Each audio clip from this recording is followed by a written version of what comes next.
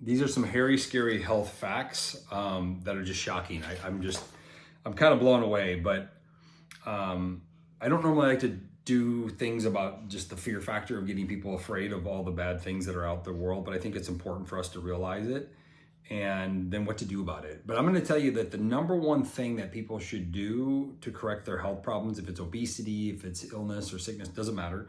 The number one, the solution is what nobody knows. It's actually, it's so simplistic that I think people overlook it, and they think it's so much about exercise and food and all these other things, and it's just not it. It's not the number one thing. So all those things could be factors. But anyway, check out this. 41.9% of US adults are now considered obese. That's up 12% since 1999. Like, that's crazy. But here's even more crazy, is that children obesity is quadrupled, 4x since 1990. Like, that's a problem. And that's an adult problem, by the way, not a kid problem. That's adult problem. I was just on a cruise, and I literally saw this little 2.5-year-old, maybe 3-year-old. She was petite little thing, right?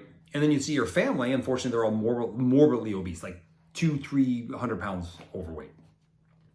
And you're just like, not that I'm trying to fat shame people, but you're like, that girl has a bad chance. Like, she's not designed to be obese, but yet she's most likely going to be because of her environment, of her family. And that's just sad to me, because the parents and the family has an obligation to her. At least I believe that.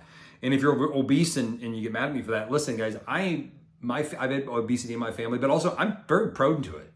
Like, I've had to work really hard to not be, and it's not easy, I can tell you that much. And at the same time, you can choose to change, and it's not an easy change, by the way. It's a long road, but it's worth it, I guess, if that's a better way of saying it. So 1 out of 3 people that actually lose weight gain more back. So nearly 40% of people that lose weight gain more than they lost back. And 80% of the people that lose weight, 80 plus, it's either 80 to 95%. It's a lot. Most people that lose weight gain it all back. So weight loss isn't working. So there's got to be a bigger problem here. And I'm telling you, the thing that matters the most, I'm going to tell you in a second, it's super important. Why do people gain the weight back is their metabolic adaptation, meaning they're losing weight. Let's say that you need to burn 2,000 calories and you only eat 1,500 and you lose weight. You lose a pound a week. And people want to lose more than that, but that's the reality. And then what happens, you do that long enough, eventually your metabolism slows down to 1,500. So now you have to go down another 1,000 calories to keep losing weight, and you can't keep doing that. So the focus on just calories is the wrong focus. It's one of the focuses, but it shouldn't be the only focus, and it shouldn't be all the time, but we're going to talk about that. Hormone changes. Hormones, people always think it's like, my hormones are off. We're talking about like ghrelin, and we're talking about leptin, hormones that are hunger hormones.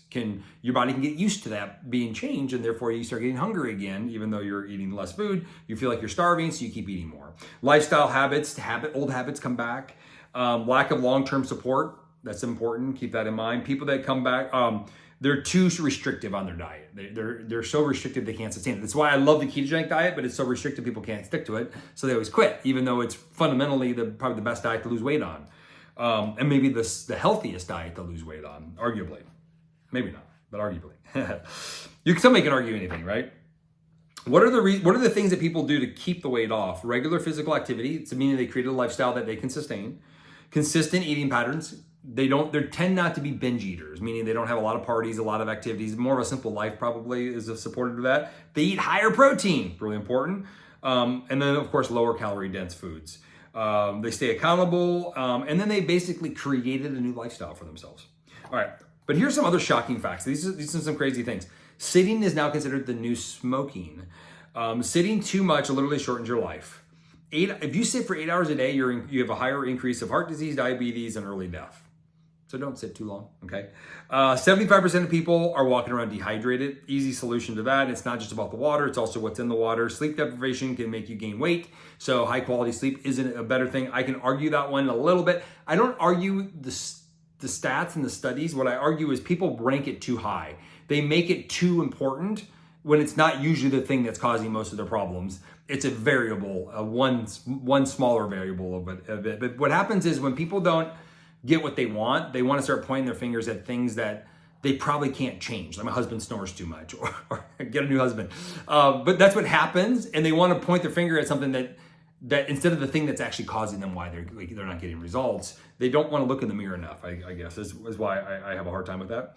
But here's one that's crazy. Muscle loss, sarcopenia, starts at the age of 30. It's probably even earlier than that. But 30, it depends if you're a man or a woman too. But 30 years old, you start losing muscle mass 3 to 8% per decade. And then it accelerates after the age of 50. I'm turning on 50 soon. By 70, up to 50% of your muscle mass can be gone, leading to weakness, frails, falls, and higher death rates. Muscle isn't just about strength. It's directly tied to metabolism, blood sugar control, longevity, and fat burning. Man, we got to be stronger. Like just it. But then how do you get stronger? Is you go to the gym. But why do people quit the gym? It's kind of funny how this all works out, right?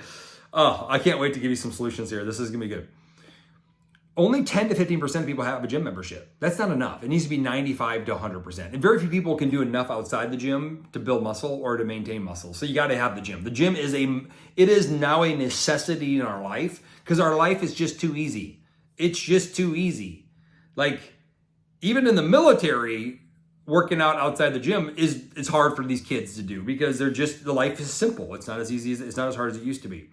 So if you have young kids, get them comfortable working out, get them comfortable going to the gym, make it a fun thing. Don't make it hard and crazy, but let them get working, just stay at it. Sports, activities, and then fitness has to be fun and has to be part of it. And you have to be the role model for them, by the way. Like you need to show them that. And you can't be miserable going to the gym and complain about it. They're never going to want to go, right? Like fake it till you make it. Do something. This is how bad we are as humans. Or as Americans at least, the average gym goer lasts 3 to 6 months before quitting, and they pay for another 2 to 3 months after that. Like that's not a commitment. Like that's not a commitment to anything. Like come on, at least go a year, 2, 3 years. Give yourself a chance, right? Top reasons why people quit: lack of time, lack of motivation, boredom, lack of quick results, feeling intimidated, lack of support and community. Sounds like a relationship, right? Oh my God. This is the reason people quit everything. Business, it's everything. So we got problems, but here's one solution. And I'm going to give you the number one solution to all health problems. And it's not what you think it is. People think it's so much about exercise and working out and nutrition, which are very important. But the number one factor that matters the most is your community. You got to find your tribe. And I can argue one other side of it, so I'm going to make that number 2. But your community, if you got to find a tribe, I don't care if it's Curves, I don't care if it's Herbalife Fit Camps, if it's Hotworks, if it's F45, if it's CrossFit, if it's whatever Spartan races, you got to find your tribe, a place that you can feel like you're part of the community. And that you can contribute to the community. You have to be able to contribute to the community, but also you can stick to the community. They hold you accountable, meaning they challenge you, but they're also there for you to talk to encourage, to be supported, and to be heard. Like, and if you're morbidly obese and don't like to work out, and you're going to a CrossFit, you might not feel very welcomed, or you might not feel like part of the tribe yet. Maybe you work up to that. But if you're going to Curves, you might feel great. Or if you go to a Zumba class, or maybe you're going to, that's why I'm in network marketing, and we have different community and classes that we participate in. Why? Because it's our tribe, and we can hold each other accountable. We can challenge each other. We can support each other. We can love on each other, and we can give each other some shit. Like, it doesn't matter what it is. You guys got to find what yours is. And that is the most important thing. And most likely it won't be your friends and family, because the reason you're overweight is probably because your friends and family are overweight. So you got to find a tribe that is striving for what you want also. And if you don't want to run a marathon, then don't join a marathon tribe, right? Because guess what? They're going to focus on marathons, and you don't like marathons. So that's a pretty bad place to start, right? So you got to find your tribe, and then you can grow to a new tribe. That's okay. Or you can create groups within your tribe, right? That are different levels. But that is the most important. People that are part of a community get 70, 80% more likely to stick to their health goals. 2 to 3 times more likely to lose weight and keep it off long term. Motivation is contagious. Accountability, you're part of an accountability group. There's an emotional help. There's a stress reduction being part of your tribe. It is single-handedly the most important thing people should do. Accountability, follow through. Social support increases adherence to exercise and diet dramatically compared to people that are doing it alone. Everybody's trying to do it their way by themselves. You got to do it with your own tribe. And sometimes you have to be able to start the tribe. Now, if you're that person, then amen, you and I need to work together because I'll help you make a lot of money. People quit less likely if they're part of a group. Humans are we're community-based people. That's who we are. It's so important that if you do it within a group and you find your tribe, you're more likely to sustain that. The number 2 most important thing is give yourself more time. Give yourself 5 years. Don't give it a year. Don't give it 6 months. Don't give it 3 months. Give it a year. Now, it might take you a few tries to find your tribe. Just like shampoo. You might try a shampoo. It doesn't work for your hair. You don't stop washing your hair. You go find a new shampoo. You get a toothpaste that you don't like. You don't stop brushing your teeth. You go find a new toothpaste. It might take you a while to find your tribe. Guess what? It's on you. Like, that's one thing I can't help you with. You got to go freaking find your tribe. And there's a million places to find them. If you're somebody that doesn't like to work out, doesn't like people, that's where you use a social tribe. And maybe it's a network marketing tribe that encourages health and wellness. Why? They tend to be really good, nice people. They tend to be in the same boat you are.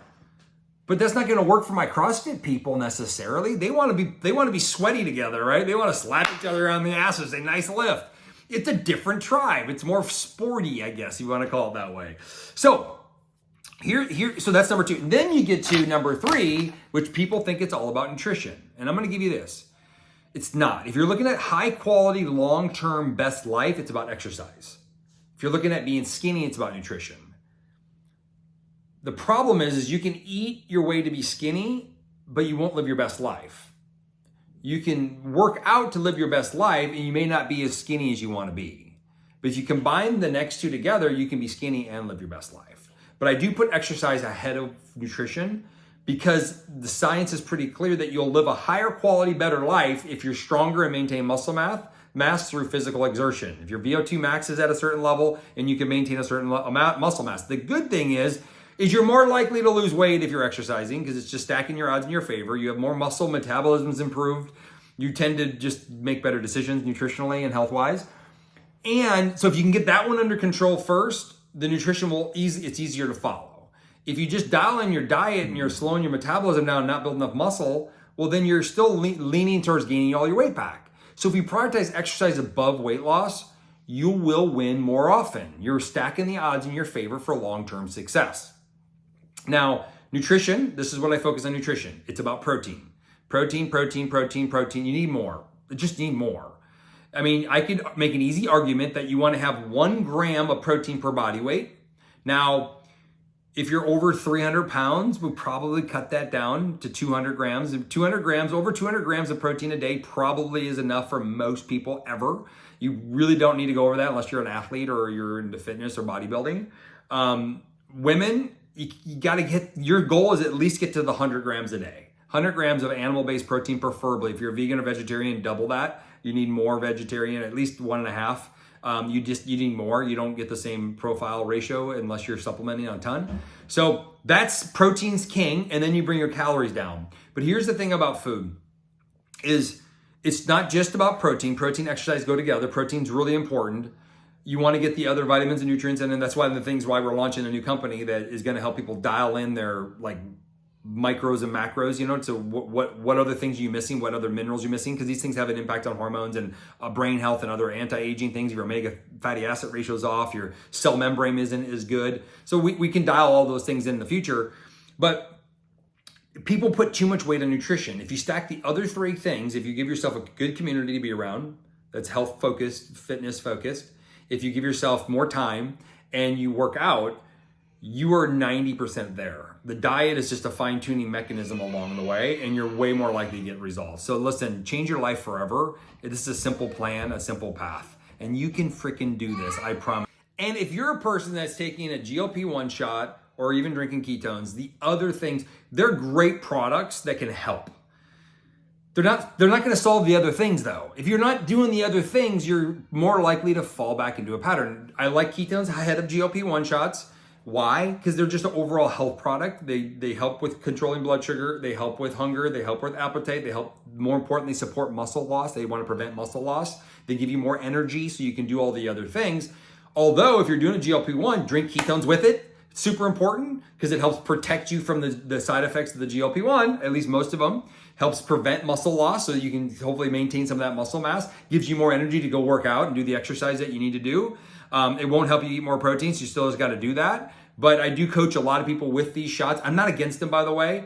They're a great tool you can use, but if you don't get the other things dialed in, the other three, community, the goal, long-term goal and the exercise, if you don't get those dialed in, I promise you, it's a vicious cycle and you'll be another statistic of the 80+% gaining all your weight back. Just the facts, just the way it works. So we have to figure out how to make these other long-term changes. And it starts this way. Community is first. It's not last. It should be the thing everybody's talking about. And so I love my ketones. I drink those every single day. I do not personally use the GLP-1s, but I do love my ketones because they give me brain energy. They give me focus. They help protect the brain from shrinking. They help muscles from losing. Long-term health products. It's the best health product in the world, in my opinion at least. And it's great and supports all the other things that you're trying to do. So it's a tool, but it doesn't replace the other ones. Cheers, y'all.